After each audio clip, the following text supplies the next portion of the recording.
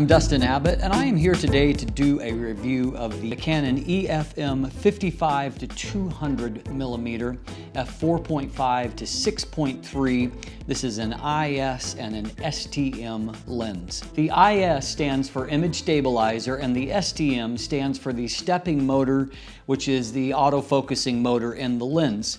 As you can see in a visual comparison, I have the 18 to 55 millimeter kit lens, then the 55 to 200, and then the EFS mount 55 to 250 millimeter lens. And so visually you can see that there is a significant size advantage to the 55 to 200 millimeter STM lens.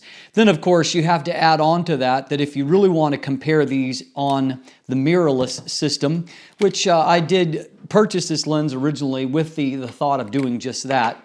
You have to also add on the adapter, the EF adapter that allows the EFS lens to work on the EFM system, and as you can see, that adds even more size. So to give you a quick breakdown of how these compare, for the 55 to 200 millimeter, it is a total of 3.41 inches or 86.5 millimeters long, compared to, in the bare form for this lens, it's 4.38 inches or 111 millimeters. But then of course you need to add on another full inch for the EF adapter, and so as you can see, it ends up making the lens about 50% longer, roughly. And then on top of that, the EFM lens, it comes in at 260 grams as compared to 375 grams, but about another 140 grams on top of that for the adapter, and so a little over 500 grams for that. And then finally, to compare with the little kit lens that comes with some of the ESM systems, it's 2.4 inches or 61 millimeters. So 61 millimeters compared to 86.5 millimeters. And it weighs 210 grams compared to 260 grams. And so as you can see, this is still a smallish lens and mounted on the EOS M3 body. It's actually a really nice match, and I particularly like the fact that although it is longer, obviously, than what the kit lens is mounted on there, I like the fact that it is still compact enough that I have a very small Vanguard bag that I carry sometimes. It can drop still right in there face down and is still easy to carry along. So I feel like that as a telephoto, this retains the compact nature of the mirrorless body, and the weight is still so light as to be, in essence, unnoticeable, at least for me, being accustomed to carrying around heavy DSLRs.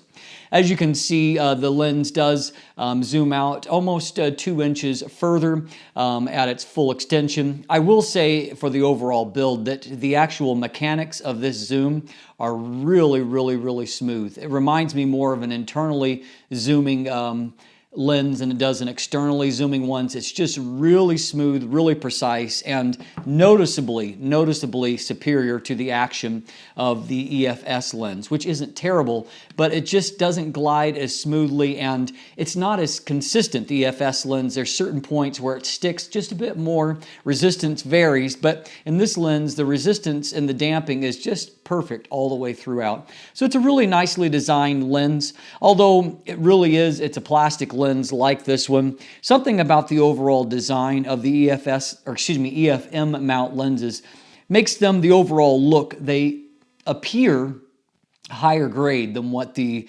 EFS mount lenses are. I'm very partial to the overall design of these, which is a little more smooth and contemporary looking. I like the kind of grid look here that reminds me of like very finely tooled metal, although it is plastics, but it has a metal look to it in the actual zoom ring here. And at the very front of the barrel is the manual focus ring. STM does provide full-time manual override. However, that has to be enabled within the settings of the body. There's no external switches at all on these lenses. Fortunately, the M3 does allow you to, if you select to the left side of the rotary dial on the back. If you select to the left side, it allows you to move right into manual focus and disable autofocus. So that's really, to me, is the best way to actually get straight at the manual focus attributes. STM lenses, you don't actually physically move any of the the elements inside. When you rotate this, it's a focus by wire, so the body needs to be on, and so you're actually sending input to the camera body, which is then using the focus motor to move the elements. It's a little bit of a disconnect and sometimes a little bit of a lag between, as though that's communicated, and so it's not my favorite manual focus system. That being said, it does the job for this application. Now, obviously, this lens is a little bit slower in terms of its aperture. In fact, you'll find compared to the EFS lens, it is essentially 1/3 stop slower throughout the focal range. It starts at 4.5 rather than f4, and it ends at a maximum of f6.3 compared to f5.6. And basically, all throughout the equivalent focal range, this lens is about a 1/3 stop slower. On top of that, this does display considerably more vignette than the EFS lens. In the extreme corners, you have as much as 3 stops of shading, although to the plus side, the actual gradation of that vignette is incredibly smooth and linear, and so it's quite easy to correct for, and in many cases, it actually provides a flattering effect. However, the EFS lens has less vignette to it. Beyond that, however, this little lens here, it kicks the rear end of the larger EFS lens when it comes to overall resolution and optics. This lens is basically perfectly sharp from center to the corners throughout the focal range, and so it offers a lot of optical bang for the buck, despite being a relatively slow lens when it comes to its aperture. For that reason, I have found it to be quite a delight as a companion to when I go out to shoot landscapes. I'm often taking a bigger full-frame kit with a large wide-angle lens, full-frame body, and then often some square filters on top of that. And I found that it's very easy for me to throw this combination into just a single slot in the bag, and it gives me a telephoto look at various landscape scenes. I've also elected to go with this combination for a telephoto option when traveling because it does offer such great image quality because of good optics in the lens, and then paired with a pretty spectacular sensor in the EOS M3 body. Unfortunately, the downsides of the lens are brought about because of those same limitations within the EOS M system. It really is nowhere near the performance you need for capturing action when it comes to the autofocus system. And of course, because there is no other system to evaluate this lens on, we are left basically having to look at the AF performance of the lens through the filter of the limitations of the camera body or camera system that it must be mounted to. And right now, that's not a rosy picture. It's fine for a general purpose shooting. It's fine if you are shooting fairly static targets or slow-moving targets. But if there is action in the scene, particularly if that action is moving towards you, you can forget having any kind of real tracking ability. In fact, many times, even if I have full-time focus going on and I put it in AF servo mode, for example, if I try to have my dog charge towards me, which is a test I often use to evaluate tracking because there's rapid movement coming towards the camera. In many of those sequences, I couldn't even get the camera to focus long enough to take one picture. And if it happened to start a sequence where it took one picture and then did its relatively slow burst mode, you can tell that the focus did not move from that very first autofocus acquisition.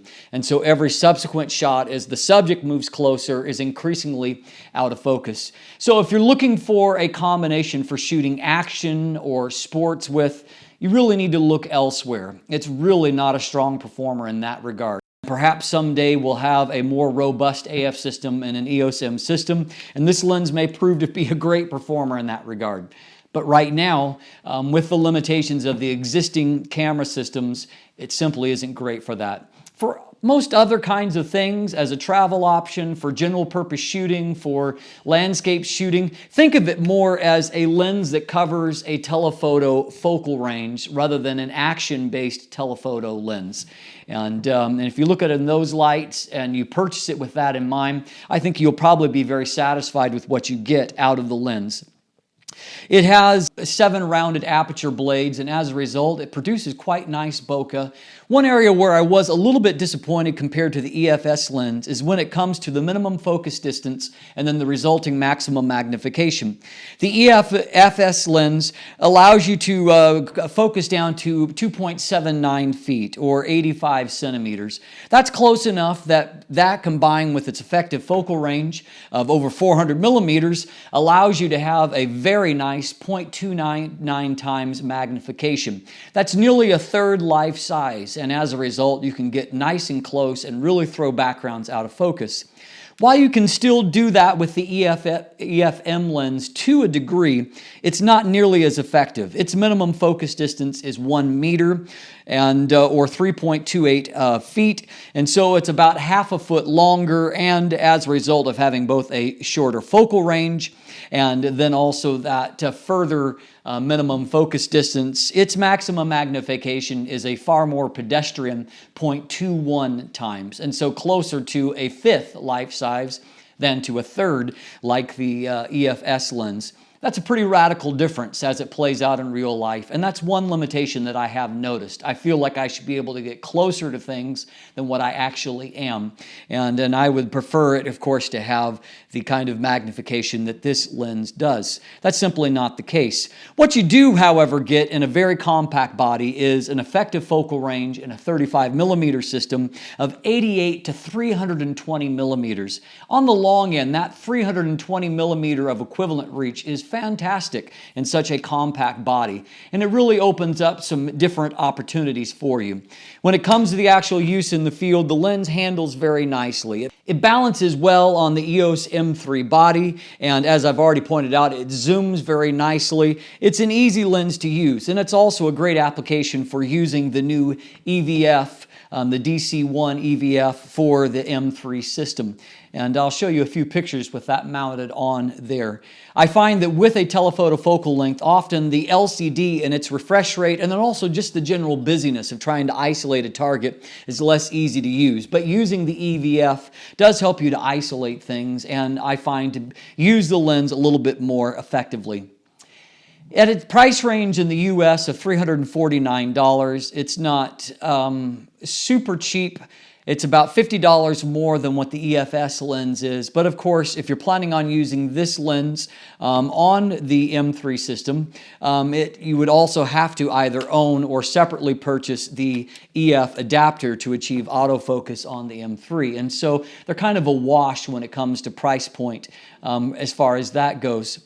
But as you can see, it's a pretty drastic difference in terms of the handling when you have this lens attached. Because the EFS lens is reasonably light, it's not that the balance is necessarily terrible. It's a little front heavy, but the improved grip on the M3 does make it not terrible to use in that regard.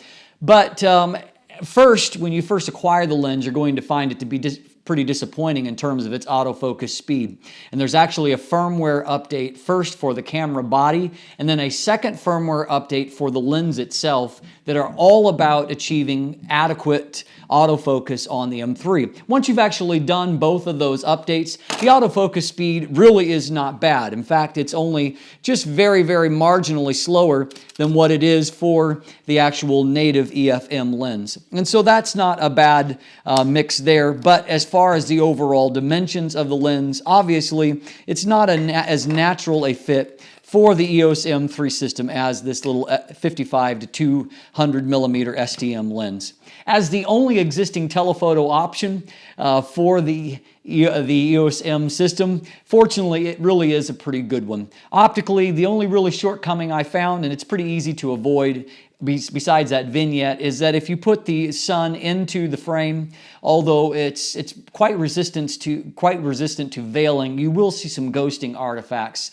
And but beyond that, there's basically no chromatic aberrations. It's very sharp. It has great contrast, great color rendition. It really produces some really beautiful images. And as a result, I've been really happy with what I get, bringing it along, as I said, as either a travel option or as a landscape alternative. So overall, if you are looking for a telephoto option for your EOS M1, M2, or M3, or the newest M10 system, well, it really is a great option, mostly because it's the only option at the moment. But on top of that, it is a nice lens and it performs quite well. I'm Dustin Abbott. If you haven't already, please subscribe. Have a great day.